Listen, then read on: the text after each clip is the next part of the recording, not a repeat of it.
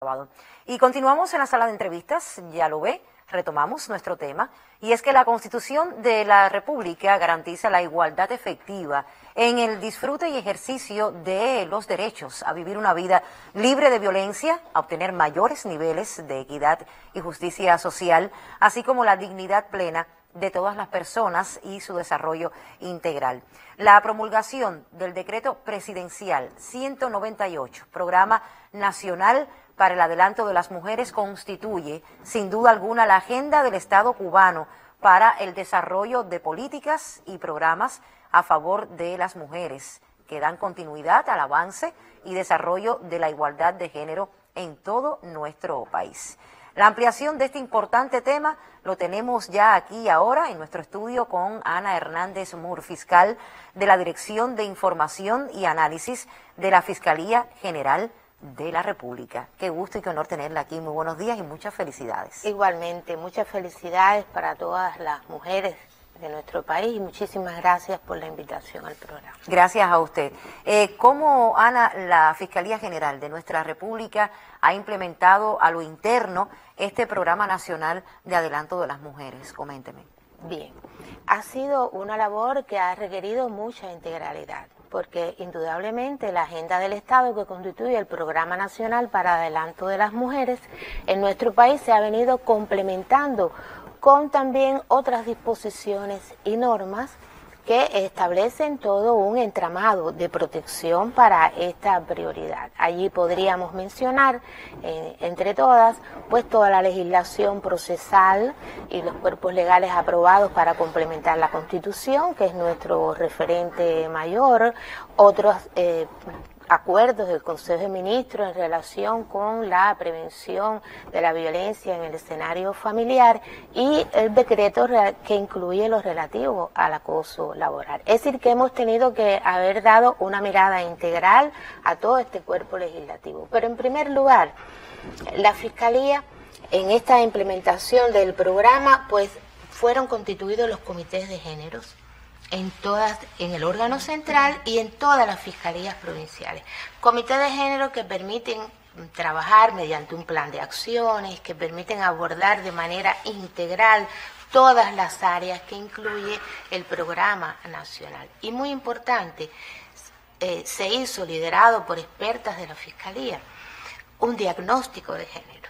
Ese diagnóstico que nos permitiera constatar los conocimientos de los operadores y de los trabajadores en general en los principales conceptos relacionados con el tema de género y a su vez identificar cuáles serían aquellas cuestiones en las que debíamos profundizar, porque debemos verlo, es decir, lo estamos mirando en la Fiscalía, no solo hacia lo externo en el cumplimiento de nuestra misión constitucional, sino también hacia lo externo, sino hacia lo interno con nuestros trabajadores de todas las áreas y las fortalezas que debemos desarrollar en ellos para el tratamiento de género y también para ver aquellas cuestiones individuales que requieren una mirada diferente. A partir entonces de la misión constitucional que posee la Fiscalía General de la República, Ana, ¿cómo han trabajado entonces para garantizar este ejercicio de los derechos presuntamente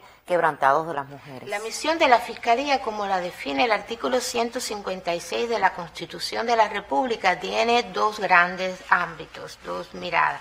Una que tiene que ver con el control de la investigación penal y el ejercicio de la acción penal pública. Y el otro que tiene que ver con el control de la legalidad, es decir, la obligación que tenemos todos de cumplir la ley, de respetar la ley. En ese sentido está, en primer lugar, la intervención del fiscal en los procesos penales. Esa mirada profunda, nuestra legislación penal, específicamente el Código Penal, tiene providencias específicas para la violencia de género, tanto en medidas cautelares, en circunstancias atenuantes y agravantes, en aclarar en más de 30 figuras delictivas del Código Penal la cualidad de género como circunstancia para agravar la sanción y también para específicamente disponer en qué casos que estén asociados a la violencia de género pues la mirada tiene que ser de mucha más severidad. Hay también lo relativo a la no revictimización de las personas, es decir, a poder en la investigación penal conocer, tratar a las víctimas con el respeto y la delicadeza que merecen, con la privacidad que merecen, porque la violencia lastima en demasía a las personas.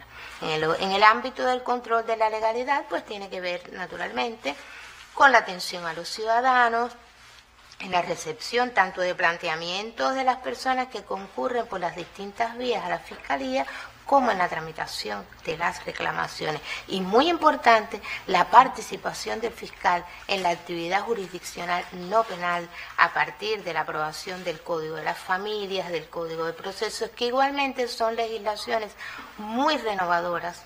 Y no quiero dejar de mencionar relativo al Código de las Familias la importancia que tiene el conocimiento de que todos los asuntos relacionados con discriminación y violencia de género requieren de tutela urgente por los tribunales.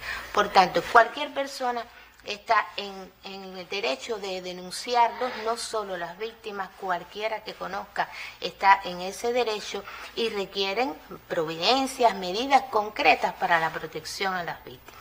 En sentido general, tenemos las herramientas legales y es decir, la misión definida para la Fiscalía le permite al fiscal investigar, comprobar, comparecer y accionar y trabajar activamente en la defensa de los derechos de las personas y puntualmente en lo que tiene que ver con la violencia de género. Hablaba sobre el órgano para el control de la investigación de los procesos penales y otros asuntos con perspectiva de género. ¿Cómo se han ido preparando?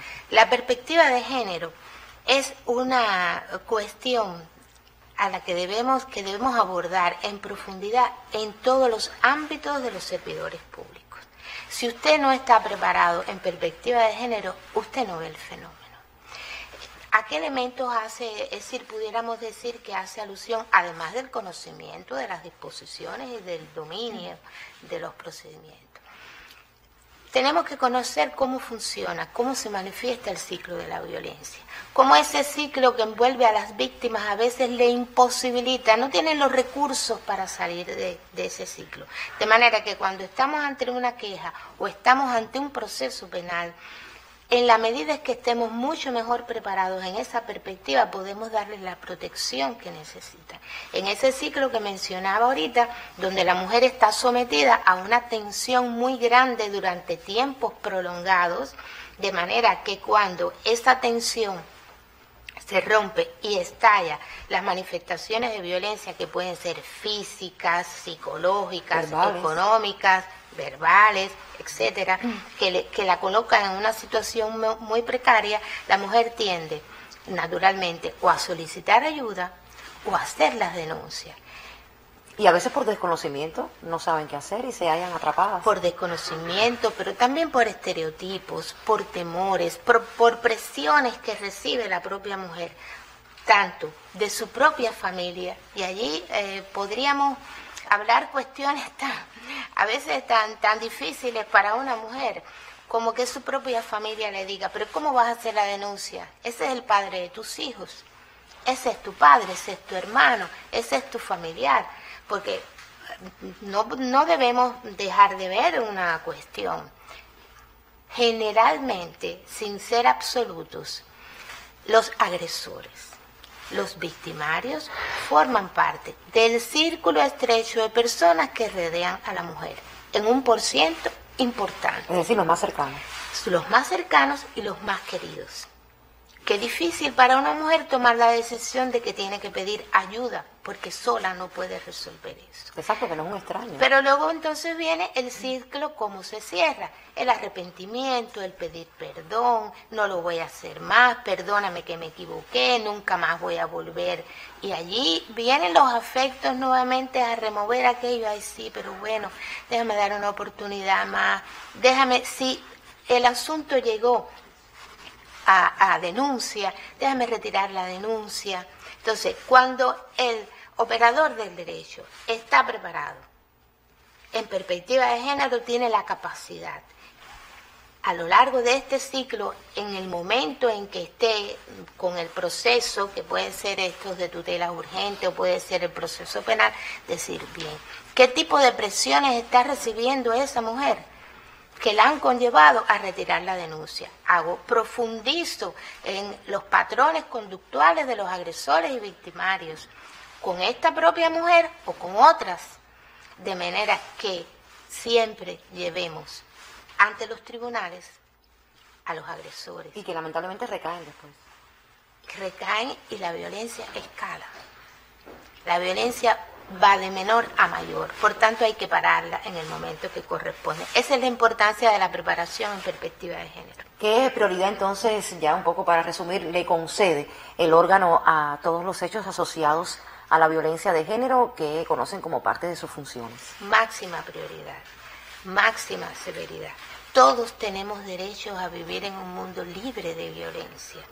Nosotros no podemos olvidar nunca que los estereotipos de género se transmiten de generación en generación, pero que lamentablemente también están presentes en fenómenos asociados, digamos, que rodean a la persona, asociados a la música, a otros productos que se consumen, donde se quiere ver normal